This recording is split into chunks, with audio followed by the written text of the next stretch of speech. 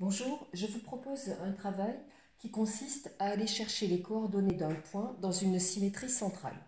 Donc j'ai proposé un énoncé ici, dans un repère quelconque. N est le symétrique d'un point E dont on connaît les coordonnées -3, 7, par rapport à un point P dont on connaît aussi les coordonnées 5, -2, et l'objectif est de trouver les coordonnées de ce fameux symétrique.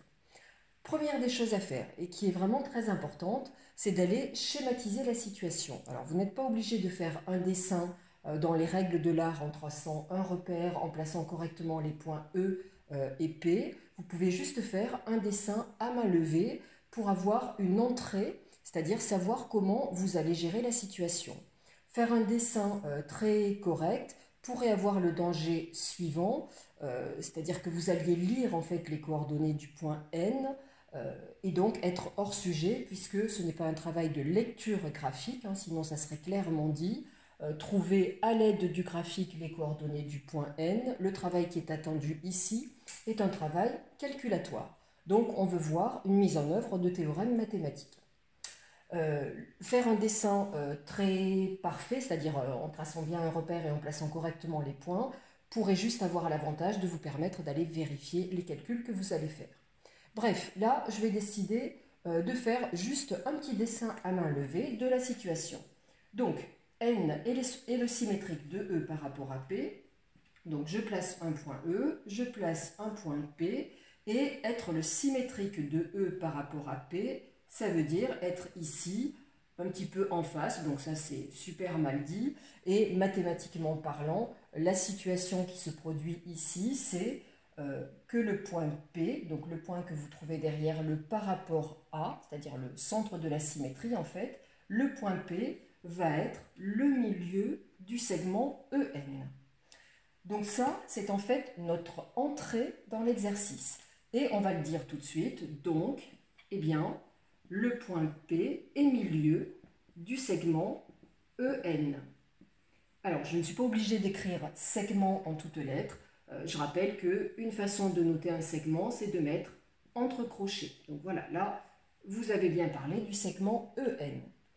Puisqu'on a ça, eh bien, ça nous permet d'aller utiliser des théorèmes mathématiques. Alors, si vous connaissez les vecteurs, vous pouvez aller travailler sur les vecteurs. Là, ce n'est pas ce que je vais avoir choisi pour cette vidéo.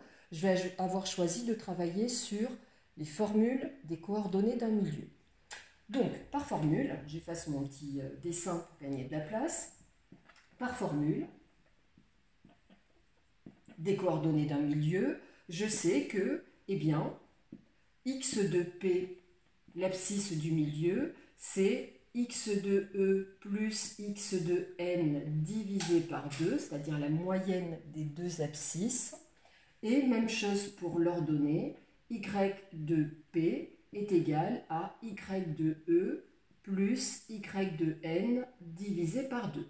Donc ça, ce sont des formules que vous avez dans vos cours de maths concernant les coordonnées du milieu d'un segment. On va maintenant aller utiliser les nombres que l'on connaît. Donc x de P on connaît, x de E on connaît, x de N on ne connaît pas. Donc là on se rend compte en fait que on n'est pas sur un calcul à proprement parler, mais sur une résolution d'équation, puisque l'inconnu x de n est en plein milieu de ce travail. Alors, c'est pas grave, on va gérer la situation. Donc, x de p, 5, égale x de e, moins 3. Je rappelle que l'abscisse, c'est la première composante que vous avez dans les parenthèses, plus x de n divisé par 2. Je vais m'occuper d'abord de l'abscisse, je ferai l'ordonnée tout à l'heure. Temps d'arrêt là-dessus, qu'est-ce que j'ai en face de moi? Eh bien, j'ai une équation du premier degré. Quel est le propre de la résolution d'une équation du premier degré? En gros, eh bien, c'est d'avoir l'inconnu d'un seul côté et tous les nombres de l'autre.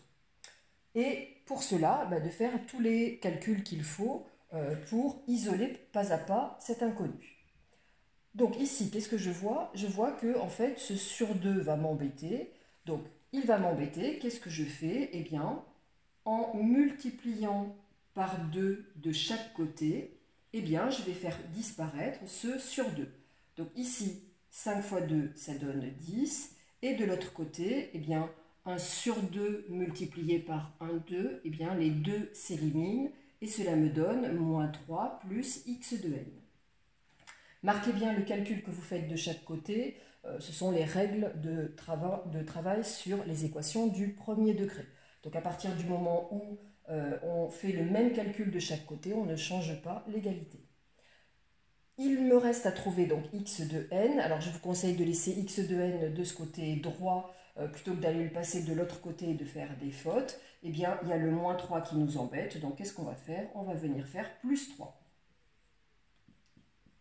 10 plus 3, 13. Moins 3 plus x de n plus 3. Donc les 3 disparaissent et cela nous donne x de n. Donc génial, on vient de trouver l'abscisse de ce point que l'on recherchait. Et on fait la même chose au niveau des ordonnées. Y de P moins 2 égale Y de E 7 plus Y de N, Y de N on ne connaît pas, sur 2. Donc première des choses, on élimine le sur 2 en faisant x2 de chaque côté. Donc on travaille sur des équations qu'on appelle équivalentes. Moins 2 fois 2, cela donne moins 4. Le sur 2 fois 2 élimine donc la fraction, 7 plus y de n. On fait moins 7 de chaque côté pour isoler ce fameux y de n qui nous intéresse. Moins 4, moins 7, cela donne moins 11. Et puis 7 plus y de n moins 7, cela donne bien y de n. On a tout ce qu'il faut pour conclure. Et le point n que l'on cherchait, eh bien, c'est le point dont les coordonnées, alors attention, pas de égal entre un point et ses coordonnées, donc le point n est le point de coordonnées 13, moins 11. Voilà la réponse à notre demande faite par la formule des coordonnées d'un milieu. Donc voilà pour ce travail sur la recherche des coordonnées d'un symétrique. J'espère que j'aurai été claire et que ce travail vous aidera. Eh bien, je vous dis à très bientôt. Au revoir.